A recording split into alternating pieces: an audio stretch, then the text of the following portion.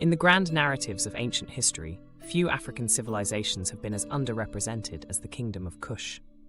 Often eclipsed by the monumental legacy of ancient Egypt, Kush was a formidable kingdom in its own right, a political, military, cultural, and economic powerhouse that flourished for over a millennium along the Nile Valley in what is now northern Sudan and southern Egypt. It was a civilization of black pharaohs, female rulers, monumental pyramids, and international diplomacy. A story rarely told in the mainstream, but vital to understanding the historical tapestry of northeastern Africa.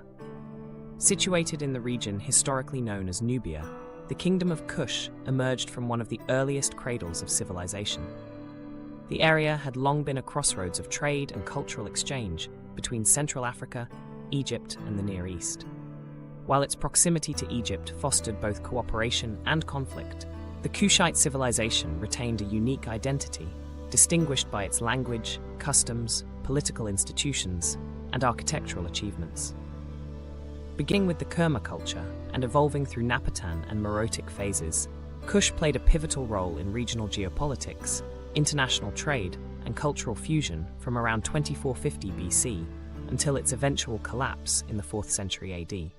This video argues that the Kingdom of Kush was not a peripheral player in the shadow of Egypt, but an autonomous and innovative civilization whose legacy influenced not only African history, but also the broader Mediterranean and Near Eastern worlds.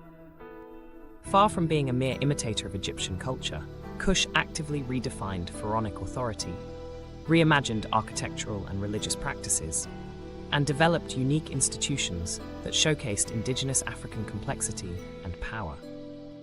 The roots of Kushite civilization lie in the ancient city-state of Kerma, which emerged as a dominant force in Nubia between 2450 and 1450 BC. At its peak, Kerma controlled a stretch of the Nile Valley as large as Egypt, extending between the First and Fourth Cataracts.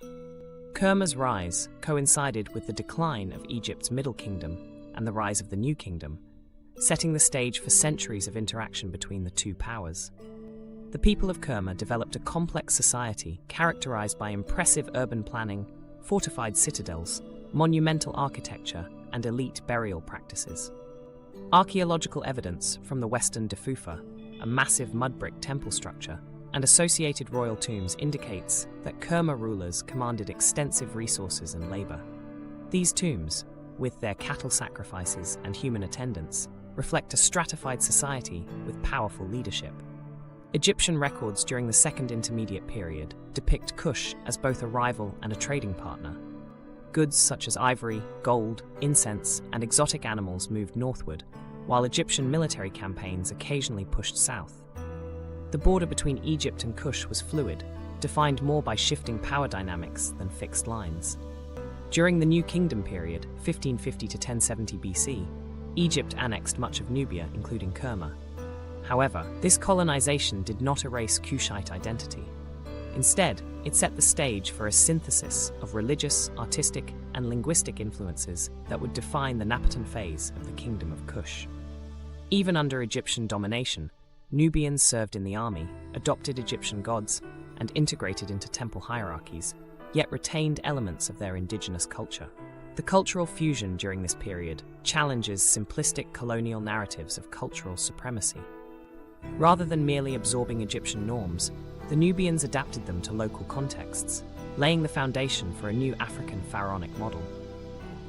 Following the collapse of Egypt's New Kingdom amid the Late Bronze Age crisis, the Nubian elite reasserted political independence and established the Napatan Kingdom around 900 BC.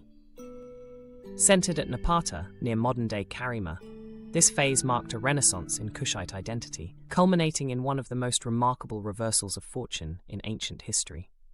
In the 8th century BC, Kushite king Kashta extended influence into Upper Egypt, a move solidified by his daughter Amenerdis, becoming the divine adoratress of Amun, a politically powerful religious office in Thebes.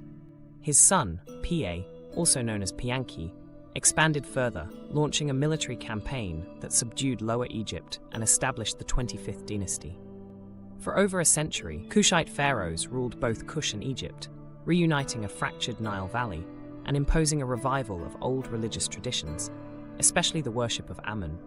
Far from being foreign usurpers, the Kushite rulers saw themselves as restorers of Egyptian tradition. Pi's victory stela, an inscription commemorating his conquest, recounts his disdain for disunity among Egyptian rulers and his mission to restore divine order, Ma'at. Under Taharqa, the empire reached its zenith, engaging diplomatically with the Levant and resisting Assyrian expansion. Taharqa's reign marked a golden age of architecture, with the construction of temples, pyramids, and palaces in both Egypt and Nubia. Yet, the Kushite presence in Egypt also attracted hostility. The Assyrians under Esarhaddon and Ashurbanipal launched devastating campaigns that culminated in the expulsion of the Kushites from Egypt by the mid-7th century BC. Yet this defeat did not mark the end of the Kushite kingdom, it marked its transformation. The capital shifted southward to Meroe, ushering in a new phase of political and cultural autonomy. The Meroitic period, circa 600 BC to 350 AD, represents the longest and most distinctive era of the Kingdom of Kush. Centered at Meroe, near the 6th cataract of the Nile, this phase witnessed a flowering of indigenous culture, economic expansion, and administrative innovation. Meroe's geography, farther from Egypt's sphere of influence, allowed the Kushites to develop institutions and symbols of power that were uniquely their own. While earlier rulers emulated Egyptian models, Meroitic monarchs emphasized local traditions, including a syllabic writing system, the Meroitic script, new religious iconography, and distinct architectural styles. The city of Meroe itself was a marvel. An urban hub featuring iron-smelting furnaces, monumental temples, public buildings, and a royal necropolis with steep-sided pyramids. Meroitic art showcased African aesthetics, human figures with distinct Nubian features, clothing, and hairstyles, often accompanied by symbols of local deities.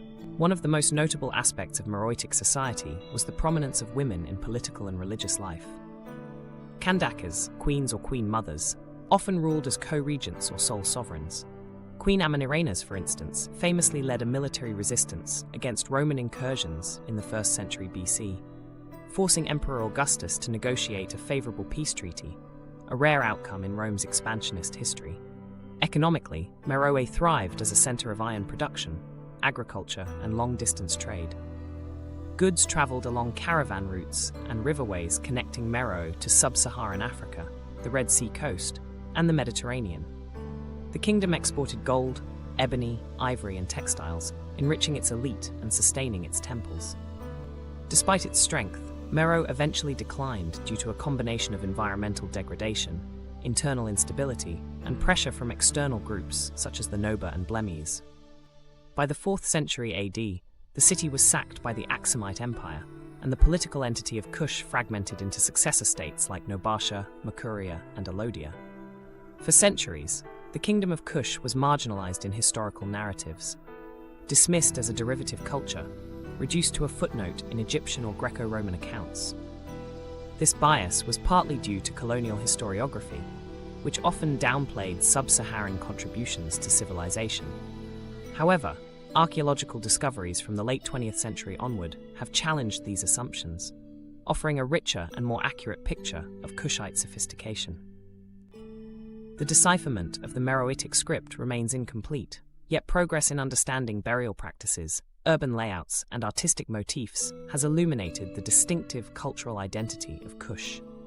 Museums in Khartoum and European capitals now house artifacts attesting to the skill of Meroitic artisans and the theological complexity of their temples. Modern African scholarship has also played a pivotal role in restoring Kushite history. The civilization is now recognized not as a peripheral imitation, but as a central actor in Nile Valley history, an empire that absorbed, transformed, and redefined foreign influences to suit its own ends. Its emphasis on female leadership, black sovereignty, and regional diplomacy offers counter-narratives to Eurocentric models of civilization. Furthermore, Kush's legacy is being reclaimed in popular and political discourse. In Sudan and across Africa, the Kingdom of Kush is celebrated as a symbol of indigenous agency, resilience, and cultural pride. It stands as a historical precedent for African unity and excellence, a narrative too long silenced. The Kingdom of Kush was not a mere adjunct to ancient Egypt, but a complex and dynamic civilization in its own right. From its early power base in Kerma through the imperial grandeur of Napata and the cultural renaissance of Meroe, Kush demonstrated political acumen, cultural innovation, and economic vitality. Its rulers led armies, built temples, traded across continents, and presided over a society where women could ascend to the highest levels of power. As this video has argued, Kush was not simply the shadow of Egypt, it was its mirror, rival, and eventual heir. The kingdom's independent achievements in governance, art, architecture, religion, and warfare illustrate that African politics were not only capable of complex statehood, but were key players in the ancient world system. The Kingdom of Kush thus deserves recognition not just as a historical curiosity, but as a pillar of ancient civilization. In an era increasingly aware of the importance of diverse perspectives in history, the story of Kush is more than academic, it is redemptive. It challenges entrenched biases, expands our understanding of the ancient world, and empowers contemporary African identities. The ruins of Meroe, the pyramids of Napata, and the legacy of Kandakes whisper to us across millennia. Africa's past was never silent, it was silenced. It is time to listen. Thank you for watching, and if you enjoyed this video, please subscribe and share it.